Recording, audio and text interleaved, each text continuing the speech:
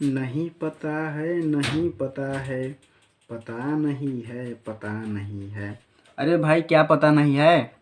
क्या पता नहीं है? अपवर्तक या गुणनखंड पता नहीं है। क्या पता नहीं है? अपवर्तक या गुणनखंड या फैक्टर किसे कहते हैं, ये सब पता नहीं है। ओके, तो हम इस वीडियो में यही सब जानेंगे कि अपवर्तक क्या होता है, या गुणनखंड किसको कहते हैं, या फैक्टर किसे कहते हैं। ओके, हम सिंपल जनरल जनरल तरीका से भी जानेंगे और बाय ट्रिक सेकेंडों में जानेंगे। सेकेंडों में निकालने जानेंगे कि अपवर्तक कैसे निकाला जाता है किसी भी संख्या का। जैसे 24 के अपवर्तक कौन कौन होते हैं, परीक्षा में अक्सर पूछ देता है कि 24 के अपवर्तक कौन कौन होते हैं। संख्या मतलब बदल सकता है, 24 का 16 दे देगा, 32 दे देगा, 128 दे देगा, यानी कि संख्या चेंज करके सवाल पूछा जाता है। तो 24 के अपवर्तक कौन कौन होते हैं, या 24 के कुल कितने अपवर्तक होते हैं। ओके, या अपवर्तक हैं। 24 के सबसे छोटा अपवर्तक क्या होता है, 24 के सबसे बड़ा अपवर्तक क्या होता है। इस वीडियो में हम इन्हीं सब को बहुत ही अच्छे से जानने वाले हैं। यदि आप चैनल पर पहली बार हैं तो वीडियो को लाइक और सब्सक्राइब अवश्य कर दीजिएगा, ताकि जब भी मैं वीडियो अपलोड करूं तो आप तक शीघ्र पहुंच जाए। ओके, कब पहुंचेगा? जब आप बेल आइकन की घंटी को दबाकर प्रेस कर लेंगे, दबा लेंगे या प्रेस कर लेंगे तो आ जाएगा। ओके, तो चलिए हम स्टार्ट करते हैं हल करना। ओके, देखिए जरा ध्यान से देखिएगा। ओके, अपवर्तक, गुणनखंड या फैक्टर, यानी अपवर्तक को हम गुणनखंड भी बोलते हैं, यानी अपवर्तक को किन किन नामों से जाना जाता है। अपवर्तक को हम और क्या बोलते हैं, गुणनखंड बोलते हैं। अंग्रेजी में क्या बोलते हैं, फैक्टर बोलते हैं। क्या बोलते हैं, फैक्टर बोलते हैं। ओके, मान लीजिए हम आपको छोटा से लेकर बड़ा समझा रहे हैं, ठीक है ना। पहले हम छोटा एग्जाम्पल ले रहे हैं, इसके बाद हम बड़ा एग्जाम्पल लेंगे। ओके, आपको ज़रूर समझ में आएगा। ट्रिक द्वारा भी बताया जाएगा और बिना ट्रिक द्वारा भी बताया जाएगा। ओके, डिटेल में भी बताया जाएगा और बिना डिटेल के भी बताया जाएगा, ट्रिक द्वारा बताया जाएगा। बस आप वीडियो पर बने रहिए। जैसे मान लीजिए 6 क्या चीज़ है, संख्या क्या है, 6 है। तो सबसे पहले क्वेश्चन ये आता है कि 6 के अपवर्तक कौन कौन होते हैं, ठीक है ना। 6 के अपवर्तक कौन कौन होते हैं, तो अपवर्तक का मतलब ही होता है कि जो 6 है ना, 6 है ना, कौन कौन संख्या से कट जाता है। तो सबसे पहले कैसे कटेगा, 1 से कटेगा। 1 के बाद कैसे कटेगा, 2 से भी कटता है। ओके, 2 के बाद कैसे कटेगा, 3 से कटेगा। 3 के बाद कैसे कटेगा, 6 से कटेगा। ओके, यानी कि अपवर्तक का मतलब क्या होता है, जो जिन जिन संख्याओं से 6 कट जाता है, जिन जिन संख्याओं से 6 कट जाता है, उसी को हम अपवर्तक, गुणनखंड या फैक्टर बोलते हैं। उसी को क्या बोलते हैं, अपवर्तक, गुणनखंड या फैक्टर बोलते हैं, ठीक है ना।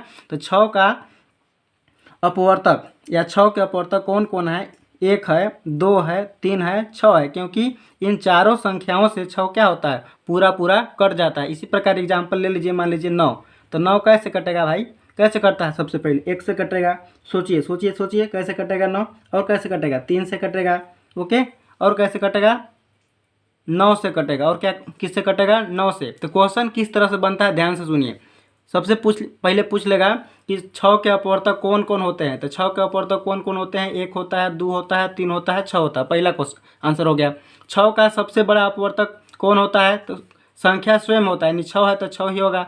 6 के सबसे छोटा अपवर्तक कौन होता है, तो 1 होता है। ओके, 6 के कुल कितने अपवर्तक हैं, कुल कितने अपवर्तक हैं, 1 2 3 4। तो 6 के कुल कितने अपवर्तक हैं, इसको हम ट्रिक द्वारा जानेंगे। अभी छोटा है तो आप कर ले रहे हैं, लेकिन बड़ा जब संख्या हो जाएगा तो आप क्या करेंगे, गलत करने लगेंगे, थोड़ा मिस्टेक हो जाएगा, आपसे गलती हो जाएगा। आप जब ट्रिक जान जाएंगे तो आपसे कभी गलती नहीं होगा, आप कभी मिस्टेक नहीं करेंगे। जैसे मान लीजिए 12, तो 12 का अपवर्तक लिखना है हमको, किसका अपवर्तक लिखना है, 12 का। तो 12 का कैसे कटता है बताइए आप। सबसे पहले 1 से काटिए उसको, 1 के बाद कैसे कटेगा, 2 से कटेगा। 3 के पहाड़ा में भी 12 आता है, 4 के पहाड़ा में भी आता है, 6 के पहाड़ा में भी आता है, और 12 के पहाड़ा में भी 12 आता है। यानी कि 12 के कुल कितना अपवर्तक हो गया, 1 2 3 4 5 6। यानी कि 12 के कुल अपवर्तक कितना हो गया, 6 हो गया। 9 के कुल अपवर्तक कितना हो गया, 3 हो गया। 6 का कुल अपवर्तक कितना हो गया, 1 2 3 4, कितना हो गया, 4। इसको हम ट्रिक द्वारा बताएंगे। अभी तो छोटा छोटा संख्या है तो आपको सरल लग रहा है। मान लीजिए 24, कितना, 24 कैसे कटेगा, 1 से कटेगा, 2 से कटेगा, 3 से भी कटता है, 4 से भी कटता है। ओके, 6 से भी कटेगा, 8 से भी कटेगा, और 12 से कटेगा, और कितना से कटेगा, 24 से कटेगा। ओके, 1 2 3 4 5 6 7 8, यानी कि 24 के कुल कितने अपवर्तक या गुणनखंड है, टोटल कितने हैं, 8 हैं। कितने हैं, 8 हैं। यदि आप चैनल पर पहली बार हैं तो वीडियो को लाइक और सब्सक्राइब अवश्य कीजिएगा, यदि वीडियो आपको अच्छा लगता हो तब। अदरवाइज नहीं, ठीक है ना। जैसे मान लीजिए 25, 25 के अपवर्तक कौन कौन होगा, 1 होगा, फिर क्या होगा, और कैसे 25 कटेगा, 5 से कटेगा, कितना होगा, 5 से कटेगा और 25 से ही कटता है, तो 25 का अपवर्तक कितना हो जाएगा, टोटल 3 हो जाएगा, कितना हो जाएगा, टोटल अपवर्तक कितना हो जाएगा, 3 हो जाएगा, ठीक है ना। अपवर्तक को हम क्या बोलते हैं, गुणनखंड बोलते हैं या तो फैक्टर बोलते हैं, ओके, इतना आप बोल सकते हैं। अब हम इसको ट्रिक द्वारा हल करना जानेंगे, ठीक है ना। मान लीजिए 24 के कुल गुणनखंड कितने हैं, 8 है, या 24 के कुल अपवर्तक कितना है, 8 है, ठीक है ना। तो सबसे पहले हम ट्रिक द्वारा जानेंगे इसको हल करना, किसके द्वारा जानेंगे, ट्रिक द्वारा, ओके, समझिए थोड़ा ध्यान से, ठीक है ना। 24 को हम ट्रिक द्वारा जानेंगे कि कुल कितने अपवर्तक हैं, ठीक है ना। 24 के कुल कितने अपवर्तक है, इस विधि से तो हम जान गए कितना है, 8 है, ठीक है ना। तो 24 के कुल कितने अपवर्तक हैं, कुल कितने अपवर्तक हैं या गुणनखंड हैं, ओके, अपवर्तक हैं या गुणनखंड है। तो सबसे पहले हम क्या करते हैं, 24 का अभाज्य गुणनखंड करते हैं, क्या करते हैं, 24 का अभाज्य गुणनखंड करते हैं। ऐसे आप कर लीजिए, 12 बार में कटेगा, फिर कितना बार में कटेगा, 6 बार में कटेगा, फिर 3 बार में कटेगा, फिर कितना बार में कटेगा, 3 एकम 3 हो जाएगा, यानी कि 24 का आधा 12 हो जाएगा, 12 का आधा 6 हो जाएगा, जब 2 से काटेंगे तब, और 3 3 से कटता है, ठीक है ना। तो 24 का अभाज्य गुणनखंड कितना हुआ, 2 कितने बार आया हुआ बताइए, 1 2 3 कितने बार आया हुआ है, 2 घाते 3 लिख सकते हैं, गुणे कितना लिख सकते हैं, 3 लिख सकते हैं, 3 घाते कितना लिख सकते हैं, 1। इसमें क्या करना होता है, घात में जो भी रहता है, घात में जो भी रहता है, मान लीजिए इसका घात 2 घाते कितना हुआ 3, तो घात में 1 जोड़ दिया जाता है, तो 3 में क्या कर देंगे, जोड़ देंगे, गुणते, इसका घात कितना है 1, 1 में अपने से 1 क्या किया जाता है, 1 को जोड़ा जाता है, 1 को क्या किया जाता है, घात में जोड़ा जाता है, इसको अंडरलाइन कर दे रहे हैं, ये यहाँ वाला घात 1 है, और ये क्या किए हैं, हम जोड़ दिए हैं, ये क्या किए हैं, जोड़ दिए हैं, ठीक है ना। तो 3 और 1 कितना हो जाएगा, 4 हो जाएगा, 3 और 1 कितना हो जाएगा, 3 और 1 कितना हो जाएगा, 3 और 1 कितना हो जाएगा, 4 हो जाएगा। तो 4 गुणते 1 1 कितना हो जाएगा, 2, 4 गुणते 2, तो 4 दूना कितना हो जाएगा, 8। अब मैच कीजिए, ये 8 मेरा आया था ना, इसमें 24 के कुल अपवर्तक कितने थे, 1 2 3 4 5 6 7, 1 2 3 4 5 6 7 8, यानी कितना आया था, 8। जब हम इसको क्या किए, एक मतलब पहाड़ा पढ़ पढ़ के किए तो 8 आया, और हम डायरेक्ट सूत्र की सहायता से करें तब भी कितना हो रहा है, 4 दूना 8। इसी प्रकार हम अगर कहेंगे, ओके, मान लीजिए पूछ देगा कि 120, क्या पूछ देगा, 120 के कुल कितने अपवर्तक हैं, 120 के कुल कितने अपवर्तक हैं चाहे गुणनखंड है, ओके, अपवर्तक या गुणनखंड है। आप ट्रिक के द्वारा बहुत जल्दी कर लेंगे, ठीक है ना, क्योंकि आप सोचने में रह जाएंगे कि 1 से कटेगा कि 2 से कटेगा कि 3 से कटेगा कि 4 से कटेगा 5 से कटेगा, ठीक है ना, क्योंकि परीक्षा में उतना टाइम नहीं रहता है, टाइम को बचाने के लिए आपको ट्रिक का प्रयोग करना ही पड़ेगा, ओके। तो सबसे पहले हम क्या करेंगे, 120 का जब अभाज्य गुणनखंड करेंगे आप ऐसे, ठीक है ना, तो 120 को हम कितना लिख सकते हैं, 12 गुणे 10 भी लिख सकते हैं, 12 दहाई में 120, तो 12 को क्या लिख सकते हैं, 2 गुणे क्या लिख सकते हैं, 3 लिख सकते हैं, और 10 को क्या लिख सकते हैं, 2 गुणते 5 लिख सकते हैं, ओके। 2 दूना 4, तो ये 12 हो गया, और 2 पच्चीस कितना हो गया, 10। अब इसमें गिन लीजिए 2 कितने बार आया है, 1 2 3, तो 2 घाते कितना हो जाएगा, 3 हो जाएगा, 3 एक बार आया है तो 3 घाते 1 हो जाएगा, 5 एक बार आया है तो कितना, 5 घाते 1 हो जाएगा, कितना हो जाएगा, 5 घाते 1।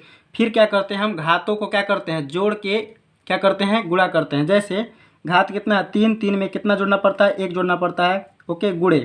फिर क्या करेंगे, इसमें घात इतना 1 है तो 1 में क्या करेंगे, 1 जोड़ के, 1 में 1 जोड़ते हैं, इसके बाद क्या करते हैं, गुणा करते हैं। फिर 5 घात 1 है, इसमें भी क्या करेंगे, 1 ये है, 1 क्या करते हैं, अपने से जोड़ते हैं, यानी कि घात में 1 जोड़ लेते हैं, सभी के घात में 1 जोड़ लेते हैं, और सबका क्या करते हैं, मल्टीप्लाई कर देते हैं, तो क्या निकल जाता है, कुल अपवर्तक या गुणनखंड या कुल फैक्टर निकल जाता है। देखिए ध्यान से, 3 और 1 कितना हो जाएगा, 4 हो जाएगा, गुणा लिख लेंगे, 3 1 4 गुणे 2, 1 1 कितना हो जाएगा, 2 हो जाएगा, 1 1 कितना हो जाएगा, 2 हो जाएगा, और फिर 1 1 कितना हो जाएगा, 2 हो जाएगा। फिर क्या कर देंगे, 4 दूना 8, 8 दूना कितना हो जाएगा, 16, ठीक है ना, क्या हो जाएगा, 4 4 दूना 8, 8 दूना कितना हो जाएगा, 16, यानी कि 120 के कुल कितने अपवर्तक होंगे, 16 होंगे। कौन कितने होंगे, 16, ओके,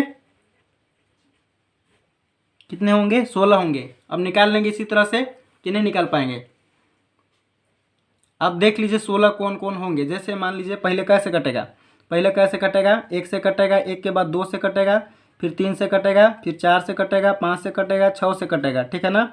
8 से कटेगा, 8 के बाद 10 से कटेगा, ओके।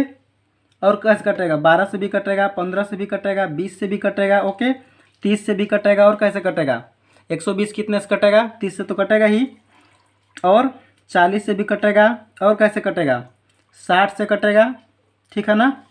और कैसे कटेगा, 120 से कटेगा। इसको गिनिए, आ रहा नहीं 16, 1 2 3 4 5 6 7 8 9 10 11 12 13 14 15, ठीक है ना। और कोई बच रहा है, एक ठा और बच रहा है, 24 बचे कितना होता है 120, 24 नहीं लिखे थे तो कुल मिला कितना आ गया 16। इसमें क्या होता है, इसमें ज़्यादा टाइम लगता है, लेकिन आपको ट्रिक पता रहेगा तो आप कम समय में बहुत जल्द ही कर सकते हैं। ओके, क्या कर सकते हैं, बहुत कम समय में जल्दी कर सकते हैं यदि ट्रिक पता रहेगा तो, ठीक है ना। और यदि वीडियो अच्छा लगता है तो वीडियो को लाइक और सब्सक्राइब अवश्य कर दीजिएगा। इस वीडियो में बस इतना ही। Thank you for watching video. धन्यवाद।